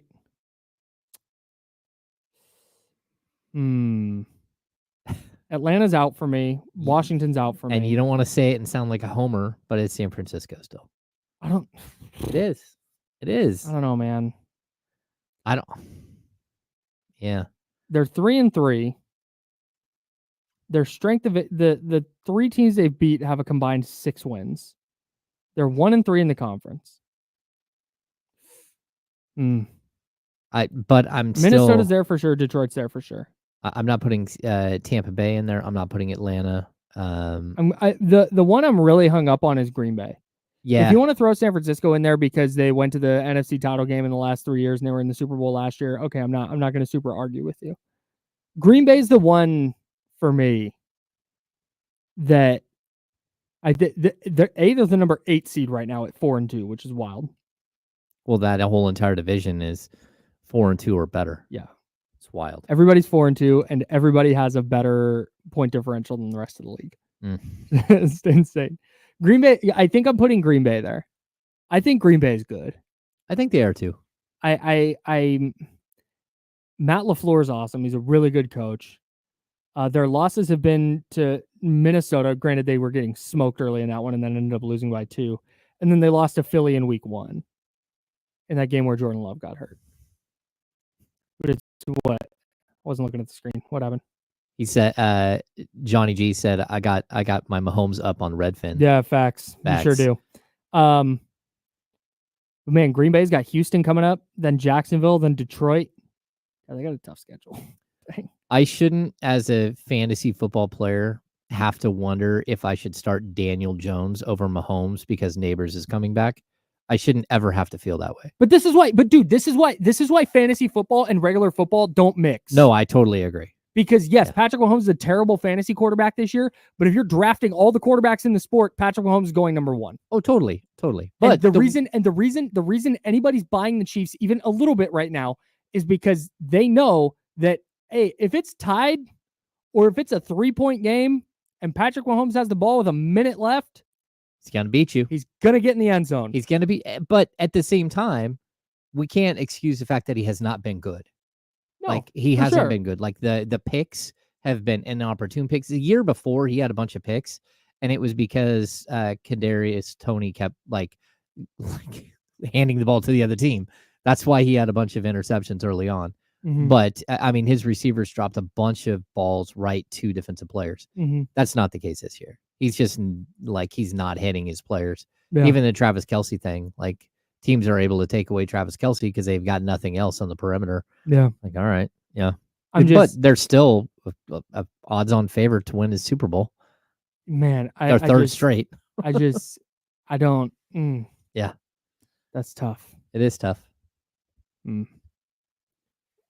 think it's still the Chiefs, man. If I had to pick a Super Bowl winner right now, I think it's the Chiefs. I would agree. I don't think San Francisco is rolling through us trying to find the top 5 teams in the league right now, just based on kind of what we know through 5 weeks. Kansas City and Minnesota. I can't in good conscience put Minnesota above Kansas City, even though they've probably been better this year. Okay. Now I'm putting Minnesota 1. Screw it. I'm doing Minnesota 1. Minnesota's 1 for me. Okay, I would City put 2. Minnesota 1, Kansas City 2, and then a whole bunch of teams from the NFC North. I think it's Kansas City 1, Minnesota 1, Kansas City 2. I'm going Detroit 3. Yep, that's where I'm going. Okay. I think I might go Baltimore 4. I don't hate that. I mean, they got off to a kind of a rocky start. Do you get actually? I mean, like I'm probably Baltimore gonna, 4, Houston 5. I'm gonna put Green Bay 4. Green Bay. Wow. Okay. And then Houston. I'm gonna put Green Bay, and you know why? Because Love missed 2 games, and they're still 4-2. Yeah. I mean, like what they've been able to do without him, like shows you the strength of their team. And so, I don't know. I'm impressed by them. Yeah. So the first game they were without. Yeah, man, that's super impressive. They were without him for that Colts game in week 2, and then the Titans game in week 3, and they smoked the Titans. That's so wild. Matt LaFleur is awesome. Maybe I'm Matt putting LaFleur is such a good coach. Maybe I'm putting Houston at 5-1, and then Green Bay. That's possible. So 3 Houston Detroit, 4? Houston 4, Green Bay 5. No Baltimore? No, I'll put Baltimore 6. Oh, I've got Baltimore above Green Bay for sure. Yeah, but Baltimore's terrifying. Yeah, but Baltimore lost to the Raiders. I don't care. Yeah, that means nothing to me. I mean, if they would have their 2 losses would have been one of them is to Kansas City, but to go 0-2 and lose to the Raiders. Yeah, they lost to Kansas City by a toenail. Yep. And then they had that weird game against the Raiders, but since then they beat the Cowboys, they smacked the Bills. Yeah. They beat the Bengals, and then they go and beat a good Commanders team. Okay, so help the Commanders, who were hauling ass on offense, to 23 points. Yeah, their strength of schedule, man. Okay, I'm okay with them being in the top 5, but I think Green Bay should be in the top 5. Baltimore has coming up. They have Tampa Bay, which is going to be a tough game. Oh, is that Monday night? Oh, that's Monday night this week. Baltimore at Tampa Bay. Ooh, that's a fun game. They have at Cleveland, home Browns, home Bengals, at Steelers, at Chargers, home Eagles, bye week. Then they're at the Giants, home against the Steelers, at the Texans, home against the Browns. They're gonna go like 13-4. Yeah. Yeah, I'm sticking Baltimore there, man. Baltimore looks really scary. I'm here for the Baker Mayfield experience. Me too. He's been so much fun this year. Yeah, man. He's a good player. Yeah. And the Browns punted him. Oh, just totally punted him. Yeah, man. He's just got a gun. Good for Baker. Yep. I'm rooting for him. I'm rooting for the guy. I know that's Damien's guy. I'm gonna also adopt him as my guy. I'm in on Baker Mayfield. Okay. I don't know if he's gonna win a Super Bowl, but I'm in on Tampa Bay being competitive. I'm at least here for the ride because they've been a lot of fun, and Atlanta's a lot of fun, and New Orleans is a lot of fun. That division outside of Carolina just being just god awful. Yeah, that division is super fun because anytime those guys are playing each other, it's just like a heavyweight slugfest. And the NFC South hate is so real among those fan bases. I think I'm taking the Saints out. I don't think the Saints are good. I'm down on the Saints. I mean, they ran a rookie quarterback out there, and he scored 20. They scored 27 points in the second quarter. Yeah, but wasn't there like a blocked punt for a touchdown and a fumble 6 or something crazy like that? They were down like 17-0, and then all of a sudden, boom! That's fluky. And then they lost. That's fluky for me. They beat the Panthers 47-10. They beat the Cowboys 44-19. Then they lose to the Eagles. They lose to the Falcons. They lose to the Chiefs. They lose to the Bucs in a game where they gave up 51 points. I'm out. How did they score those? Yeah, they have a field goal, a punt return touchdown, a field goal, a passing touchdown, and then a rushing touchdown. Yeah. Nah, I don't know. And didn't Baker help him out? Didn't he throw 3 picks? Yeah, I don't. He did. I'm out. Thumbs down. Thumbs down on the Saints for sure. Yeah. That's James Ham and Kyle Madsen. We're the Insider, sponsored by Jiffy Lube. ESPN is releasing their NBA rank, the top 100 players in the NBA. At number 100, I'm just going to start at the very top. I'm not going to read all the names, but we're just going to start at the top here, just for the sake of knowing where this list starts. Anthony Simons. And the methodology here is vibes. They have a panel of more than 150 reporters, editors, producers, and analysts. And they basically said, this player or this player, who's going to have a better 2024-25 season? And they go, player A. And they go, okay, player A or player C? And they go, player A. Okay, player A or player D? Player D. Okay, that's how they create this ranking. So I was part of this for years. This is new. That methodology is new. Yes. It used to be like, give me a list of your 450 best players. Yeah. So this is it. Like, rank them. And they give them more than 15,000 possible pairings. Huh. Nobody is sitting there doing 15,000. Like, no one is clicking that many times. Yeah. That's what I don't know. I don't know if they distribute like, okay, you get these pairings, you get these pairings. I wonder if it's like a computer program and you have to sit there and it's like an algorithm and you have to sit there and click which one, click, click, click, click. And you're just going, they just keep giving you another one. And then maybe it takes like 10 minutes. And in 10 minutes, you should have gone through maybe like 400 different, like variations. Like maybe that's what they're doing. I don't know. It's intriguing. Yeah. I'll make a phone call. I want call around. I want to figure out what exactly this thing was like. It used to be, again, here's a 450, like move them along. Like they were all in like on, and you could move them. Especially once you get past like 110, just whatever order, put them in order. I don't care. Yeah. And then you find like, you're looking at like 15 through 450. And there's some good players in there that you realize that they're that low on your list because you don't like them for some reason. And you're like, oh man, this isn't really fair. Like Draymond Green, 450. That's okay. I'm going to put this guy down here because he can fall to the bottom of the list. Anthony Simons is number 100. Chris Paul is number 99. Mike Conley, number 98. First big surprise for me, Herb Jones, number 97. I thought Herb Jones would be a little higher than that. You know, he's supposed to start at center for them this season. Get out of town. That's what There's absolutely no chance that's real. They said that. That's not no chance. I'm just telling you, that's what you're lying. The word out on the street was that Herb Jones is starting at center. Like Domantas Sabonis is like, all right. Herb Jones? Like he's like 6'5". Yeah. It's either him or Daniel Tice. Like that's you probably start Daniel Tice. I guess. That's wild, dude. They got to make a trade. They got to make a move. Yeah. They got to do something. New Orleans, no else available, I hear. First king on the list. Keegan Murray, number 94. Previously unranked. Just behind him at number 95 is Jalen Suggs. Who I think Jalen Suggs is a good player. Oh yeah. Jalen Suggs is really good. He's a great defender. Just in front of Keegan, Brook Lopez. Here's the thing. If you put Keegan and Brook Lopez, here, this is how we're going to do this game. And obviously, we're in Sacramento, so yeah, we might lean a little more Kings heavy, but that's fine. Keegan Murray or Brook Lopez to have a better 24-25 season? Keegan Murray. Yeah, me too.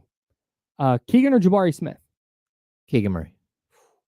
Ooh, that might be where I stop. Really? Yeah, I think Jabari Smith's awesome. But if we keep going down the list, Jonas Valanciunas or Keegan? I like Valanciunas a lot. I'm taking Keegan. Yeah. Andrew Wiggins or Keegan? Keegan. I'm taking Keegan. Andrew Wiggins is 90. Keegan or Michael Porter Jr.? Okay, that's fine. I get MPJ being up there. Yeah. Isaiah Hartenstein's at 88. Oh, man. No. Naz Reid, 87.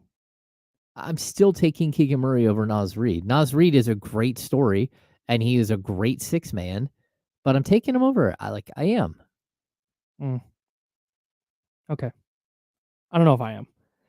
Jaime Jaquez is 86.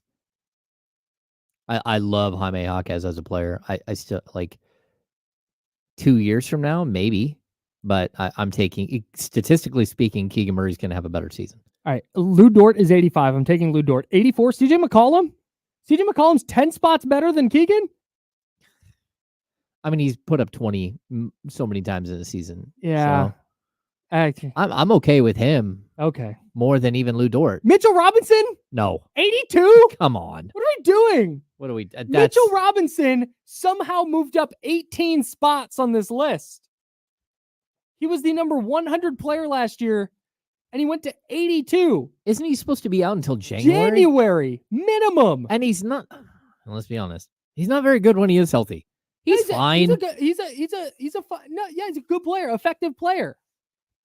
But the right Mitchell Robinson or Jonas Valanciunas? Jonas, for sure. Okay. Yeah. That's like we already moved him down 4 spots. He's one spot behind Miles Turner. Oh. Here's a key factor for Robinson is health. You think? Is that a key factor? Thanks.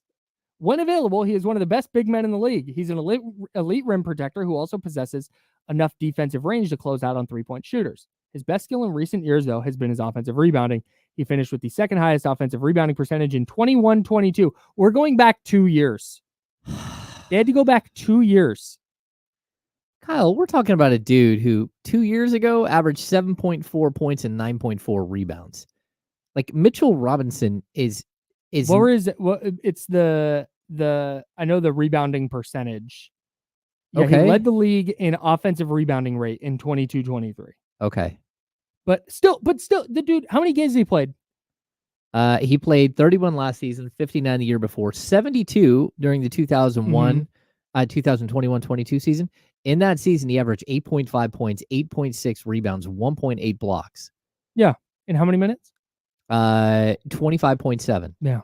Like if the 82nd best player in the league. If I gave you the numbers for him that season and Rashawn Holmes, you would take Rashawn Holmes. That's just box scores, though. Mitchell Robinson's a better player than Rashawn Holmes. I don't know. Well, not in. Well, I don't know when. Come on. I'm just saying. I'm looking at the numbers and I'm like, come on. I don't think Mitchell Robinson is that good of a player. He's certainly not a top 80 player in the NBA. Oh no, he's 82. He's not a top 82 player in the NBA. We'll continue going through this. We'll tell you where the Kings are at. He's James Ham, Kyle Mads, and we're the Insider, sponsored by Jiffy Lube here on ESPN 1320 at Sacramento Sports Center.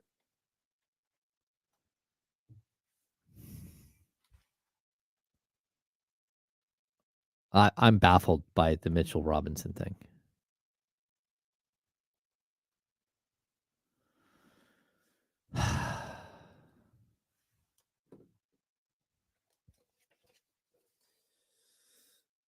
Am I missing anything? Oh, I am. I am. Great. Party on. Yeah, kind of wild. Is CJ McCollum the best player to never make an All-Star team?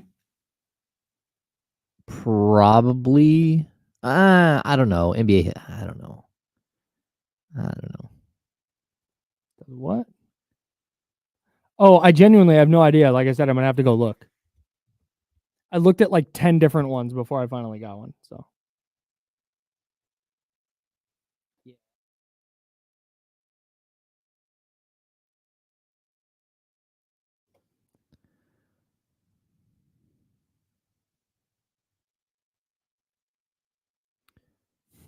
That's funny.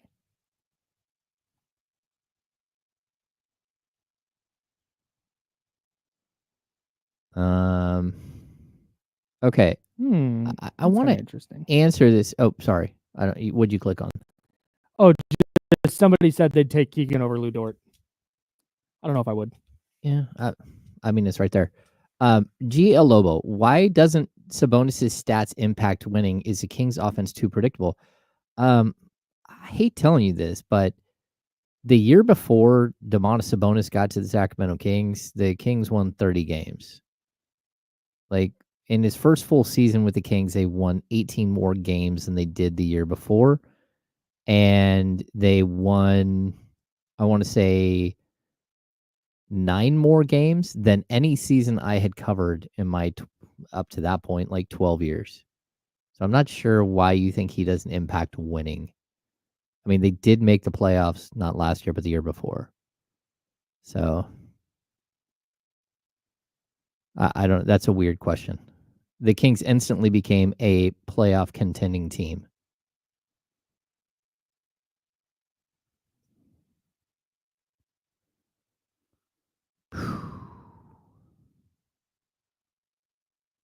Yeah. Oh, is that what he does in chats? He just likes to throw like random things out there.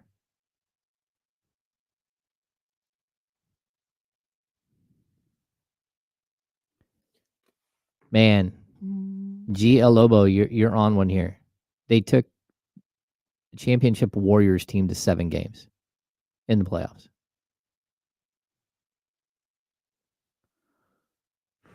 What's up, Leezy?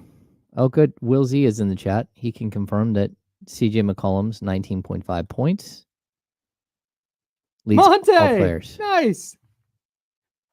Oh There's my! one year like 09. I was so sure Monte was going to make the All-Star team.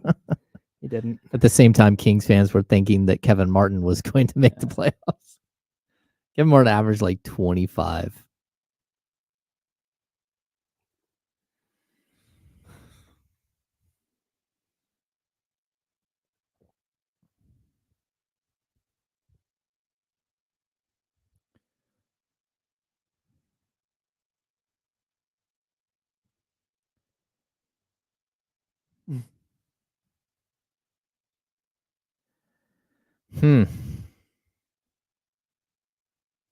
Okay, GL Lobo, using your same logic, why is Lauri Markkanen not impacted winning? It's a great point.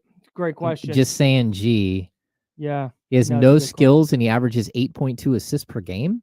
Like, what are you talking about, bro? Confused. I don't know. I have not done prize picks tonight. Oh, Kevin Martin was 3rd on the scoring list. And Devin Williams never made an All-Star team?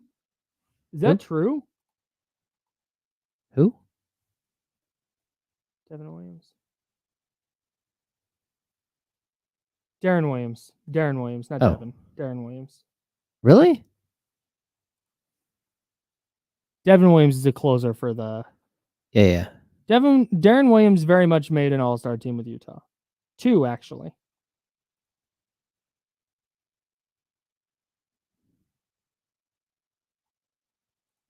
Hey, Kevin Martin had that 24.6 points per game season.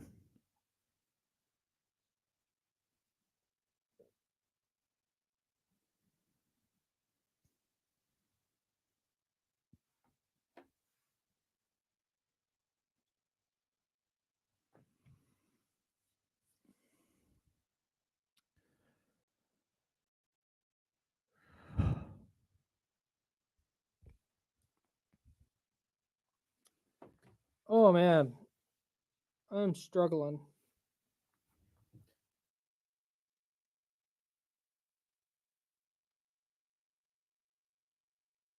I'd like to.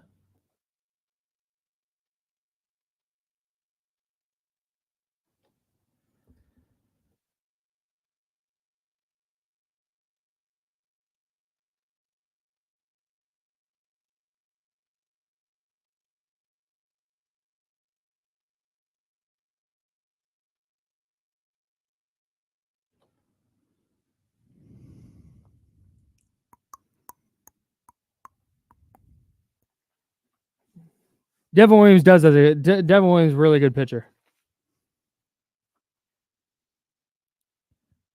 Darren Williams was not one of my favorite players to be around.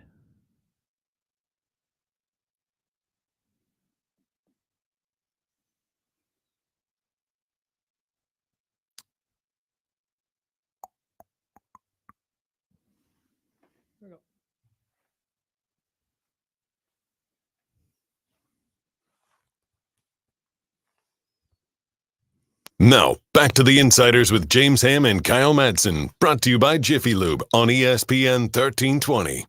He's James. I'm Kyle. The handoff with one of D lower KC in about 10 minutes. We'll finish up the ESPN Top 100 with them. We'll do that. Yeah? Okay. Cool. I started watching the starting five last night, and I have some takeaways. I've seen parts of it. I started watching a little bit of it this morning. Yeah, I think it's interesting. I do. So Starting Five is a series on Netflix that followed around LeBron, Domas, Anthony Edwards, Jason Tatum, and Jimmy Butler. And in the first episode, it introduces the players. Or at least they've introduced LeBron, Tatum, and Butler in the first little bit that I've seen. So here are my takeaways so far. I think they're doing a decent job of gearing it toward basketball fan, but also non-basketball fan. Like Drive to Survive, the F1 show, the Formula One show, does a good job of gearing it toward, hey, this is for people who want to see stuff behind the scenes, who love F1, but it's also geared toward people like me who have never watched F1 in their lives and are being introduced to the sport. Got it. So much. For me, I didn't love the fact that they spend so much. I get why they do it. It just wasn't my favorite thing. They spend so much time like setting up. Okay, here's the narrative about LeBron James. Here's everything you need to know about LeBron James in a 4-minute nutshell. Here's everything you need to know about Jason Tatum in this little 4-minute nutshell. And it's just like, all right, yeah, no, I got that. Like, I'm fully on board. But there's all this behind the scenes stuff that you kind of want to see, and we have breaking news. Oh, we have breaking news. The Sacramento Kings have signed Doug McDermott to a 1-year deal, according to Shams Charania. 41% career shooter. Dougie McBuckets, Sacramento Kings.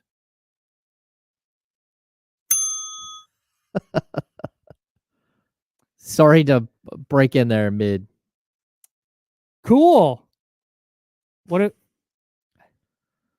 Yeah. Sure. I don't know what to. What? I guess look here's how I feel about this. You can never have too much shooting.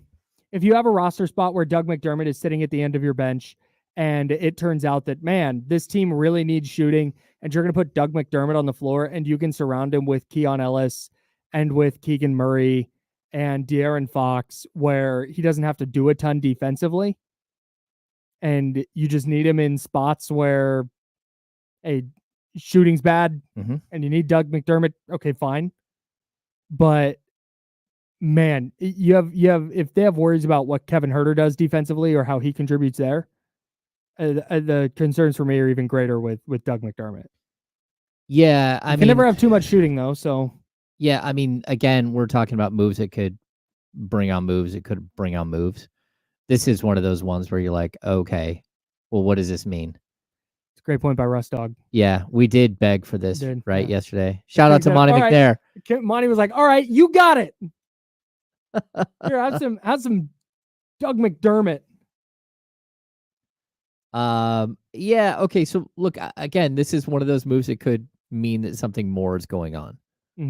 And maybe it doesn't mean that. Maybe it just means that they were looking for a more veteran player that can come in and shoot right now because they're worried about the next couple of weeks / months with whether it's Kevin or whether it's Trey or the combination of Kevin and Trey, and they need somebody here right now that can start doing the things that those guys do. So then at least and you have a competent NBA player, a guy who's played a ton of games in the NBA. And a guy who is comfortable in that role. A guy who's not going to come in and say, hey, I need to put the ball up 25 times a game. Yeah. Like he's going to come in. He shot it last year between San Antonio and Indiana.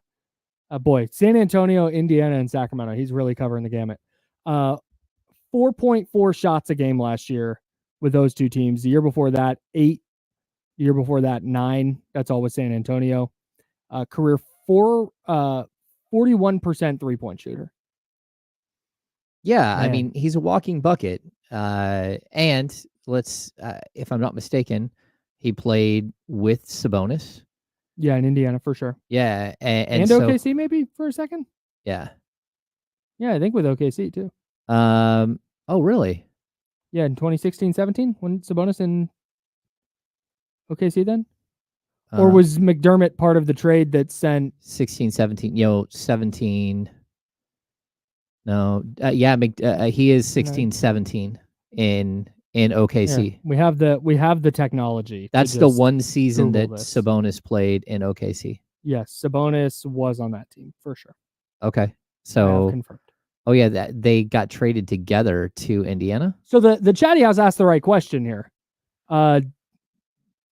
Do you believe that maybe there's a Kevin Huerter deal in the works?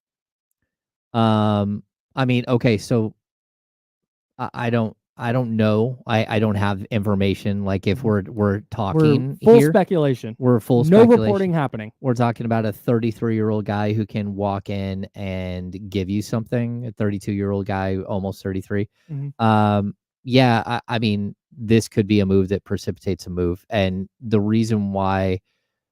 I mean, I'm looking at Doug McDermott's minutes career-wise, and there's only 2 seasons in his whole entire career where he was like a bona fide starter for at least half the time. Mm-hmm. So the difference between him and Kevin Huerter is that he basically does the same type of shooting, the same off-ball motion, all that stuff, but he's done it as a reserve, and you don't have to worry about whether he's gonna be a starter or reserve. I'd also say it's a possibility that this is a move that allows the Kings to move Kevin Huerter into the starting lineup, because now you have another shooter and you have another shooter off the bench. And so I don't know. I at least think it's intriguing. I would like to track sort of where he's been and who he's played with throughout his career. If there are any other ties to some of the coaching staff that we could, sort of connect dots to. Sure. But for right now, like, is it vet minimum? I'm almost positive it's vet minimum. Yeah. Which means they're going to pay him. So this isn't the thing that was related to the Jalen McDaniels trade then? No, it very well could be. This could be the thing that they did to open up space. Because again, if you're going to have Jalen McDaniels, if you were to sign Doug McDermott and you have Jalen McDaniels on your roster, right? That would have put you over the luxury tax. Right, because he counts 2.1 million. 2.1 million. And you the were Kings were $1 million. Under. Yeah, that would have put them over the cap, over the luxury tax. So by trading Jalen McDaniels. So now you're 3.7 million under the cap, something like that, roughly, under the luxury tax. So yeah, it could be part of the question, right? It could be part of why they did what they did. Yeah. I'm intrigued though. Like I've always liked Doug McDermott. I don't think he's a great defensive player by any means. No. And he doesn't shoot the heck out of it. He can shoot like as well as anyone in the league. I mean, he's a 41% career 3-point shooter. So yeah, I don't want him starting. I don't want him playing a ton of minutes either. Yeah, but you kind of put him in the same bucket as Jordan McLaughlin. He's a guy that can come in and play 13, 14 minutes a night, and he has an elite skill, and he knows exactly how to play the game. Like he's gonna need like 2 days of looking at the offense and go, okay, I know where to go. I'm good. I got you. Sure. So I don't know. I mean, not a like if I'm choosing him or Jay Crowder, I don't know, because you're looking at 2 guys who basically very different things. Yeah, very different. And the Kings don't have any problem scoring, but then again, they have in preseason. They've had problems scoring, and so having as many shooters as possible, especially with DeMar DeRozan and Domantas Sabonis together in the starting lineup, is a good thing. Yeah. So yeah, I'm right there with you. CV said we should stop trying to bench Keon. Nobody's trying to bench Keon. No. But there's options. Like there's going to be options. And if the Kings struggle to shoot the basketball and Kevin Huerter is on their bench, that seems like the really logical switch they would make. Yes. Yeah. Well, look, and I keep saying, like, I'm one of the guys who have been pushing for Keon Ellis to be a starter because of his skill set. Yes. Not because I like Keon Ellis and I don't like I like Kevin Huerter too. Like as people, I've walked in a lot. I talked to both of them. I like both of them. I don't- They're both very good guys. There is no I'm trying to bench somebody or I'm trying to push some agenda or anything like that. Oh, It- I'm pushing an agenda. I'm very much pushing the Keon agenda. It's just true for me. Like, if you're going to have a starting five that 4 of them are your best offensive players, and then you're not going to put your 5th best offensive player, which is Malik Monk in that situation. He might even be your 4th best offensive player. But if you're going to start 4 really, really high caliber offensive players, I need somebody to play defense and do the dirty work and not worry about how many shots he's getting. I can also see the impact that Keon Ellis had last year. We have an in-game experience of that. Yes. Anyways, that's where I land. But again, if shooting continues to be a problem, there's a really logical move they can make at the 2-guard spot. That's all. Yeah. I think that's all anyone is saying. We'll get Kenny Caraway's reaction to the Kings new addition here shortly. Starting 5, though, real quick. Takeaway number 2 for me. LeBron is the most unintentionally funny person on the planet. He's doing this whole thing. He's like, yeah, I have a really eclectic music taste. My music taste is all over the map. It just kind of depends a vibe. It just depends on how I'm feeling that day. Some of the artists I'm into are Jay-Z, Eminem, Nas. Like, buddy, those are all right in the same. It is not. I was expecting to be like Madonna, Jay-Z, Frank Sinatra. Like, nope. That was great. Jason Tatum has Keegan Murray vibes to me. Like everything is basketball. Like, that's his entire, it is basketball and his family. And those are the 2 things. Yep. And that's kind of it. It was also funny, though, listening to because again, they try and tell that player's like career story up to this point. And the story with Jason Tatum was like, he needs that ring. He's done all these things. He needs that ring to be there with the Boston Legends. And he has the ring, and it still feels like he needs to do more. Yeah. But anyways, we'll keep talking about that. Kenny Caraway's here in the building for the handoff. Let me get that there, and that needs to go there. Let's get Kenny in here. What's up? It's Kenny Caraway, everybody. He's coming up. D-Lo and KC coming up. Oh, nope, that's not the one I wanted. I wanted some applause. There we go. Thank you so much. Appreciate it. Get your mic on. There we go. Appreciate it. Here we You know go.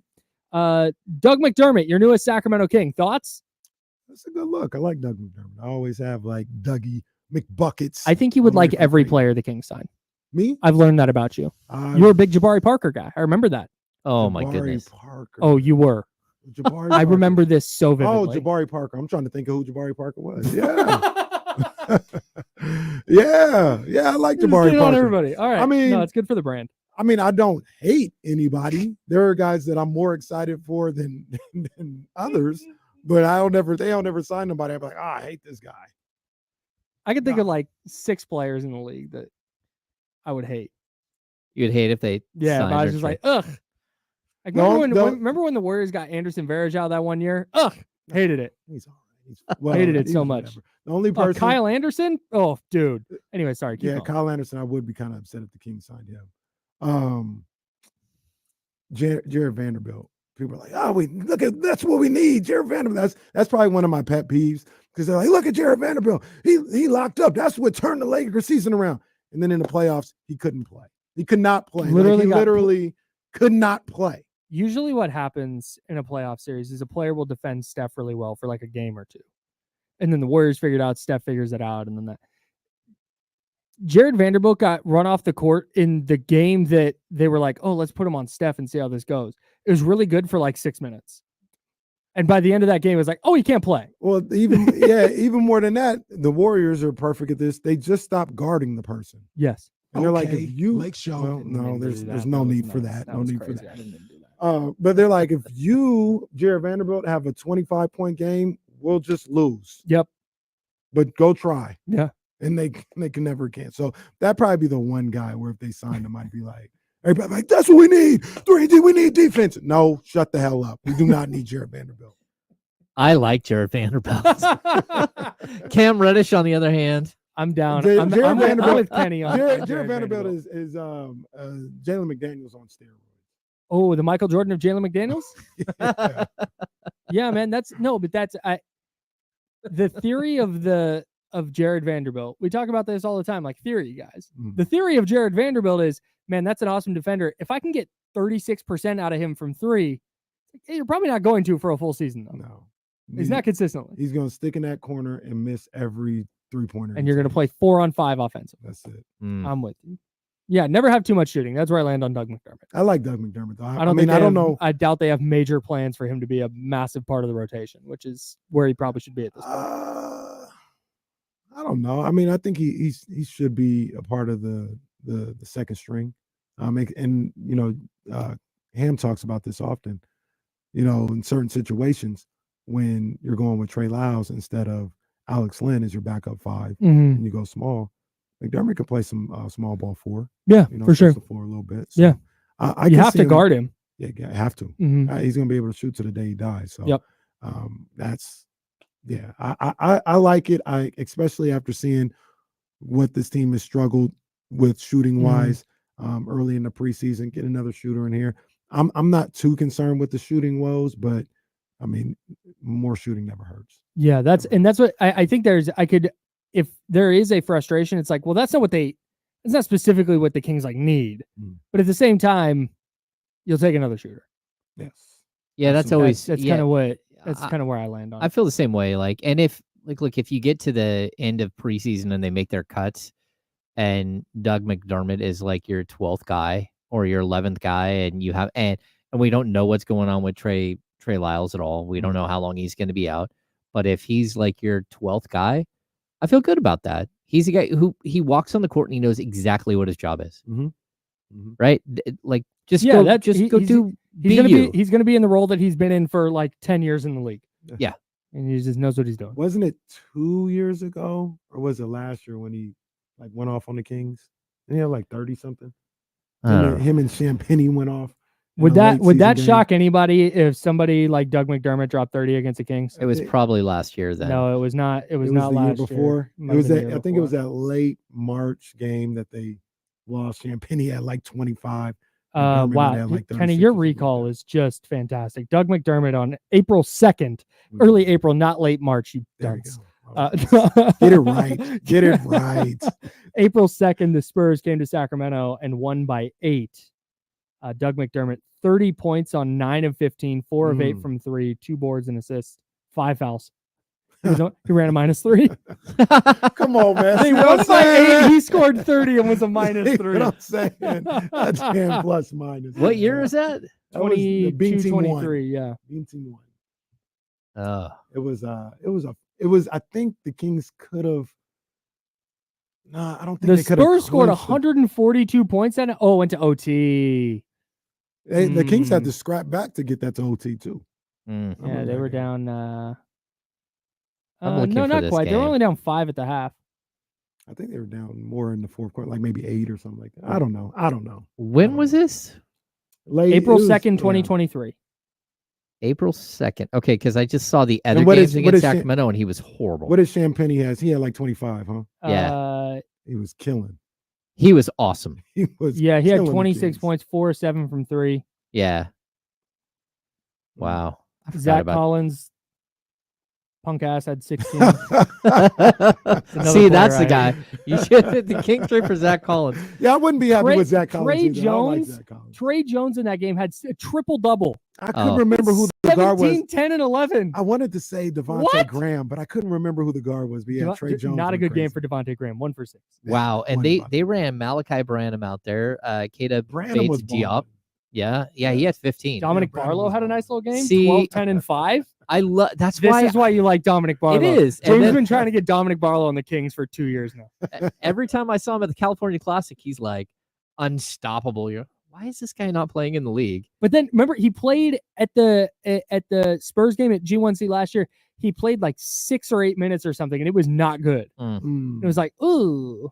Who was it?